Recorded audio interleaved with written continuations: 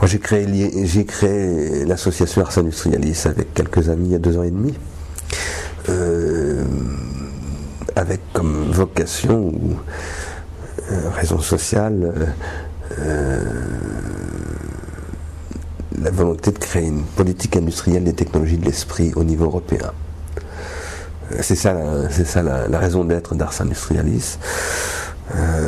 On peut trouver les activités d'Ars Industrialis sur ce registre, sur le site d'Ars Industrialis, arsindustrialis.org.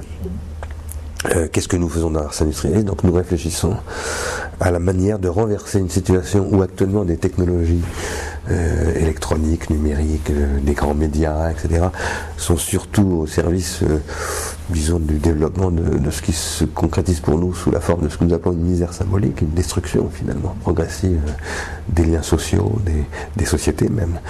Nous pensons que ces technologies, elles peuvent être renversées, exactement comme les technologies de l'écriture des sophistes ont été renversées par la philosophie en technologie de pensée, si je puis dire, et qu'on peut à partir de là développer une vraie politique industrielle des technologies de l'esprit au niveau européen. C'est ça la vocation d'Ars Industrialis, et nous développons toutes sortes de choses dans cette optique.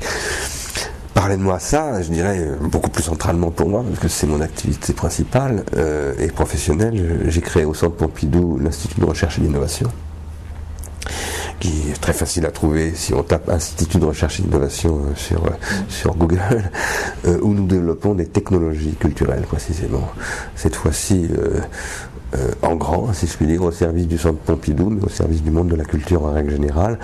En particulier, nous avons développé un logiciel qui s'appelle Ligne de Temps, qui commence à pénétrer très sérieusement le monde du cinéma, notamment de l'enseignement du cinéma, mais aussi des amateurs de cinéma, bientôt de la distribution de films, puisque nous sommes en train de développer, grâce à l'Union européenne qui nous soutient pour ça, avec un groupement de producteurs Universiné, un mode d'accès en VOD avec ce logiciel qui change assez profondément la façon de regarder les films.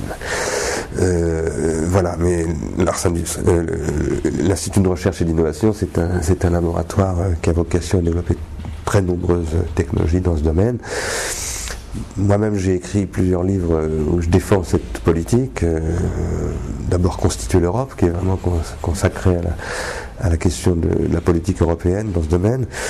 Et aussi un livre qui s'appelle Réenchanter le monde, co-signé avec Ars Industrialis, où là on développe un vrai programme sur ce que nous appelons les technologies de l'esprit. Bon, ensuite, dans de la misère symbolique ou dans Mécréance et discrédit, j'ai aussi beaucoup développé ces choses, et je sors un livre très bientôt, au mois de février, chez Flammarion, qui s'appelle Prendre soin, avec sous-titre De la jeunesse et des générations, qui là aussi développe une théorie, je dirais, des technologies de l'esprit, qui sont pour moi des technologies du soin, ce que Michel Foucault appelait les techniques de soi ou le souci de soi.